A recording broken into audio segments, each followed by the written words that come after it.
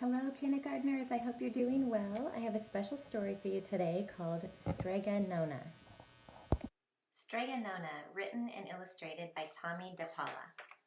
In a town in Calabria a long time ago, there lived an old lady everyone called Strega Nona, which meant Grandma Witch. Although all the people in town talked about her in whispers, they all went to see her if they had troubles.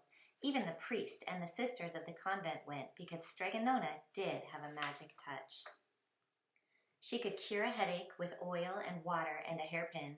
She made special potions for the girls who wanted husbands, and she was very good at getting rid of warts.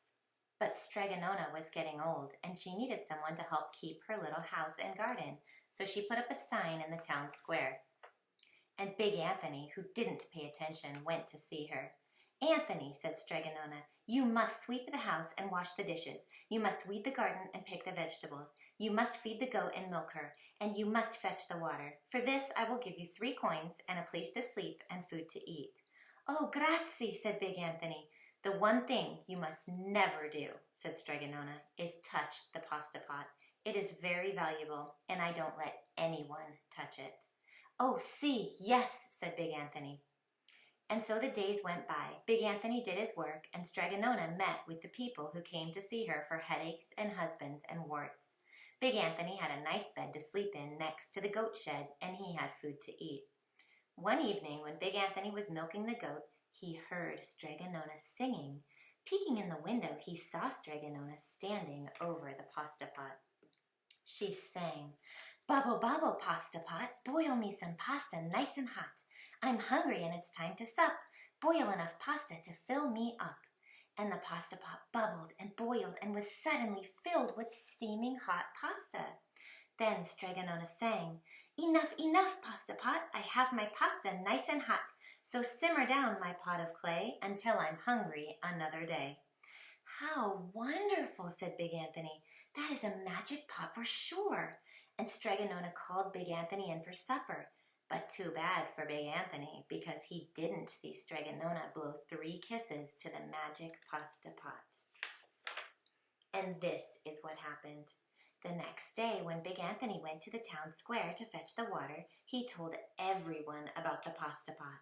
And naturally, everyone laughed at him because it sounded so silly. A pot that cooked all by itself? "You'd better go and confess to the priest, Big Anthony," they said. "Such a lie." And Big Anthony was angry, and that wasn't a very good thing to be. "I'll show them," he said to himself. "Someday I will get the pasta pot and make it cook, and then they'll be sorry." That day came sooner than even Big Anthony would have thought, because 2 days later, Strega Nona said to Big Anthony, "Anthony, I must go over to the mountain to the next town to see my friend Strega Amelia.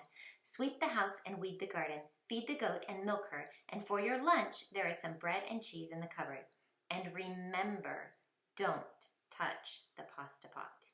"Oh, yes, yes, Strega Nona," said Big Anthony, but inside he was thinking, "My chance has come." As soon as Strega Nona was out of sight, Big Anthony went inside, pulled the pasta pot off the shelf, and put it on the floor. "Now let's see if I can remember the words," said Big Anthony. And Big Anthony sang, "Bubble, bubble, pasta pot, boil me some pasta nice and hot. I'm hungry and it's time to sup. Boil enough pasta to fill me up." And sure enough, the pot bubbled and boiled and began to fill up with pasta. "Aha!" said Big Anthony, and he ran to the town square, jumped on the fountain, and shouted, "Everyone get forks and plates and platters and bowls! Pasta for all at Strega Nona's house! Big Anthony has made the magic pasta pot work." Of course, everyone laughed, but ran home to get forks and plates and platters and bowls, and sure enough, when they got to Strega Nona's, the pasta pot was so full it was beginning to overflow. Big Anthony was a hero. He scooped out pasta and filled the plates and platters and bowls. There was more than enough for all of the townspeople, including the priest and the sisters from the convent. And some people came back for 2 and 3 helpings, but the pot was never empty. When all had their fill, Big Anthony sang, "Enough, enough, my pasta pot. I have my pasta nice and hot. So simmer down, my pot of clay, until I'm hungry another day." But alas, he did not blow the 3 kisses. He went outside, and to the applause of the crowd, Big Anthony took a bow. He was so busy listening to compliments from everyone that he didn't notice the pasta pot was still bubbling and boiling, until a sister from the convent said, "Oh, Big Anthony, look!" And pasta was pouring out of the pot all over the floor of Strega Nona's house and was coming out the door. Big Anthony rushed in and shouted the magic words again, but the pot kept bubbling. He took the pot off the floor, but pasta kept on pouring from it. Big Anthony grabbed a cover and put it on the pot and sat on it, but the pasta raised the cover, and Big Anthony as well, and spilled on the floor of Strega Nona's house. "Stop!" yelled Big Anthony, but the pasta did not stop, and if someone hadn't grabbed poor Big Anthony, the pasta would have covered him up.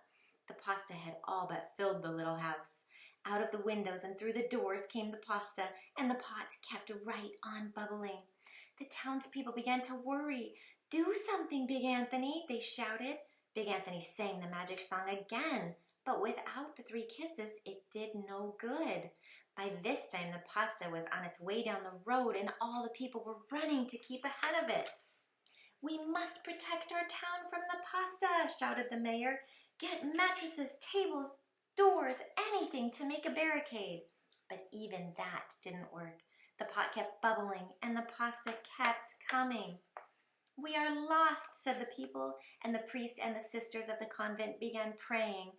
"The pasta will cover our town," they cried, and it certainly would have had Strega Nona not come down the road home from her visit. She didn't have to look twice to know what had happened. She sang the magic song and blew the 3 kisses, and with a sputter, the pot stopped boiling and the pasta came to a halt. "Oh, grazie! Thank you, Strega Nona," the people cried. But they then turned on poor Big Anthony. "String him up!" the men of the town shouted. "Now wait," said Strega Nona. "The punishment must fit the crime." And she took a fork from a lady standing nearby and held it out to Big Anthony.